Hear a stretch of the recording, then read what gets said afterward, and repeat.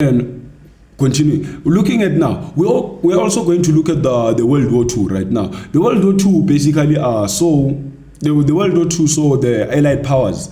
The Allied powers at that time, the British, the Russians, the USA, they met at that time, right? They said, okay, you know what? We need to stop these ongoing. How can we avoid a third world war? Now, in order for us to avoid a third world war, we need to ensure that the world is at peace, right? The world is at peace. So that's why they decided to adopt something that we call the Atlantic Charter, right? The Atlantic Charter was basically meant to say, okay, anyone who fights under the Allied powers is going to be granted their rights and freedoms, right? Now, upon hearing that, okay, we can be granted our rights and freedoms, the ANC members at that time, in 1943, they decided to meet again in Bloemfontein. They said, no, listen, if this is what they are saying, it means the only thing we need to do is go and fight in the war, and then once the war ends, it means that we are going to be given our rights and freedoms, right? You see, and then they came up and drew up something that we call the African People's Claims. You see what they wanted them after the World War,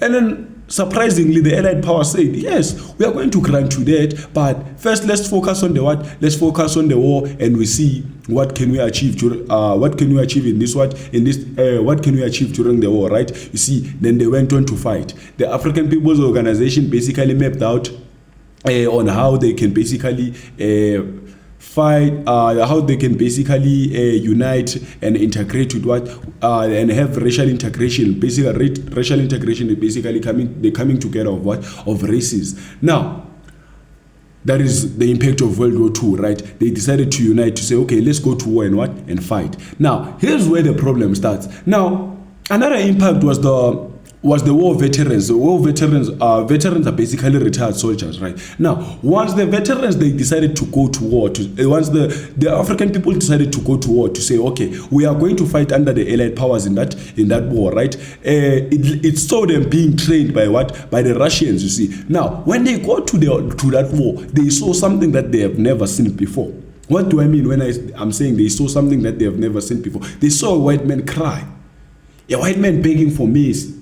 Saw a white man cry, a white man begging for maize. That's when they realized that, maybe we've been using the wrong approach. Maybe we've been using the what? We've been using the wrong approach. You see, these people can cry, they can listen. You see, these people can listen, you see. They can listen. We just need a what? We just need a guard. You see, this basically saw them moving from what? From a diplomatic struggle to a what? To an armed struggle, a military struggle. You see, we saw them basically forming rebel groups, right? One of the rebel groups that you basically know of today is the MK, right? The Umkhonto we Sizwe. You see, it was the right-wing army of the what? Of the ANC. You see, which basically fought for the rights and freedoms using what? Using violence, right? Yes. Now, we also have the Pan-Africanists, right? The Pan-Africanists were basically was basically an organization that was an organization that fought for the independence of African people, right? To say, okay, Africans should be what? They should be independent. They should be granted their rights and what? Their rights and freedom, right? You see, that's what you call that's what the Pan-Africanists basically meant, right? You see, now. The paragraph reads, in addition to the above, there was also the impact of Pan-Africanism, the struggle for independence in different countries against colonization and imperialism in spread. ANC Youth League, especially when the NP adopted the apartheid system, the ANC Youth League caused the more black strike, mass demonstrations, stayaways to cripple the National Party and their responsive rule, hence the rise of African nationalism. Right.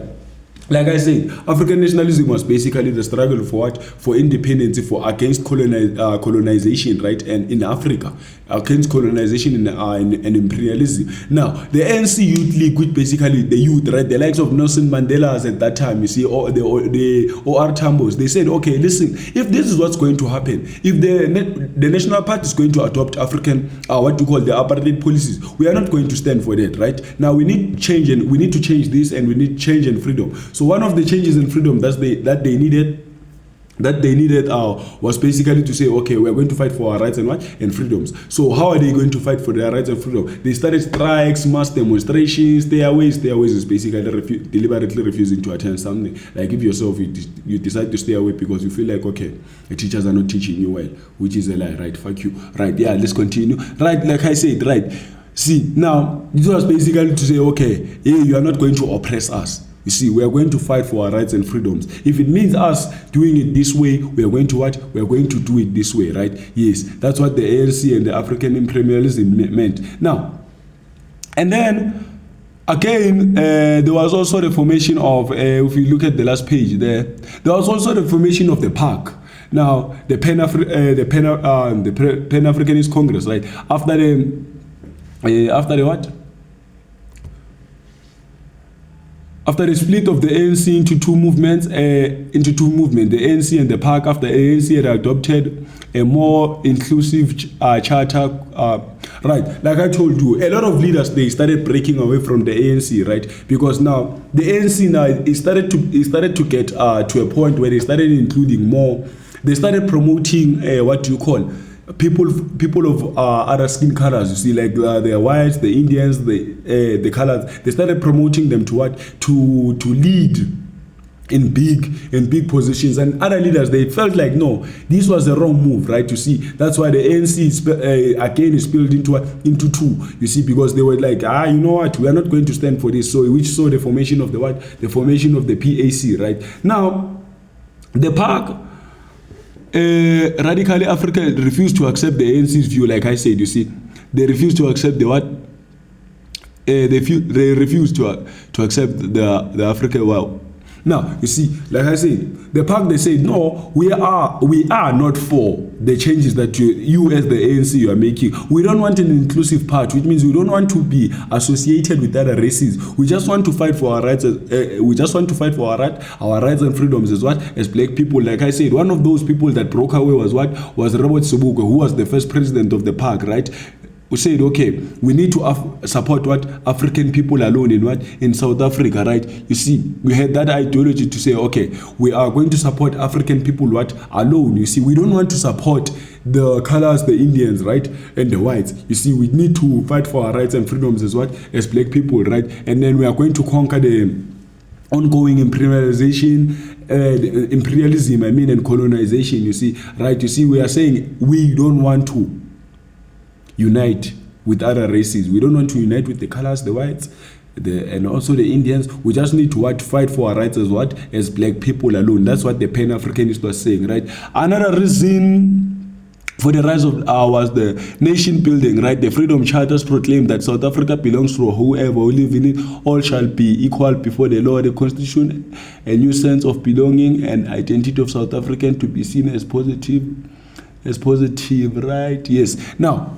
we saw the Freedom Charter being adopted, right? So the Freedom Charter basically said South Africa belongs to what? Belongs to all who live in it, right? And everyone shall be equal before the law. Like things are right now, you see. No one is above the law. The president himself is not above the law, you see. Now, once they build this Freedom Charter here, once they brought in this Freedom Charter, there was a sense of belonging to say, oh, okay, maybe I do belong in South Africa, you see. Like, you see, because now we are saying everyone is belongs into South Africa. People felt that sense of belonging to say, okay, this is where I do belong as a person, rather than the discrimination that I was facing. And then lastly, the leadership of AP Xoba in 1940, the ANC entered a new chapter under its leadership of Dr. Alfred Xuma, who improved the efficiency by the ANC by making it more centralized. In 1944, Xuma was responsible for bringing ANC Youth League executive members. Right. Dr. Xuma basically changed the whole perspective of the ANC, right? Basically made it more centralized, right? Means that now it wasn't for whoever to say, okay, I can join and then become a leader, right? It became centralized. It means that only the people at the top, they could make the decisions, right? They could decide on who comes in and who doesn't come in, right? See, those were the rules and regulations that were made by by Dr. Chuma, right? You see, now this basically led to so many young leaders being promoted at that time, moving from the ANC Youth League to basically occupying top positions, you see. So the likes of Nelson Mandela, Walter Sisulu, you see, that brings us to what? To our conclusion there, right? Yes, thank you. Bam! Right, yes. And then, yeah, of course, feel free to rewatch the video no matter how many times you can watch it, right?